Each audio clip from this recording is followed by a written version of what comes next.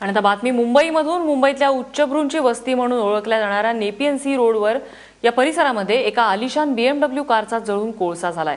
या घटनेची माहिती मिळताच अग्निशमन दलाच्या जवानांनी घटनास्थळी धाव घेऊन आग आटोक्यात आणली खरी, मात्र लाखो रुपयांच्या BMW कारला आग लागलीच कशी याबद्दल कोणतीही ठोस माहिती अद्याप पुढे आलेली नाहीये.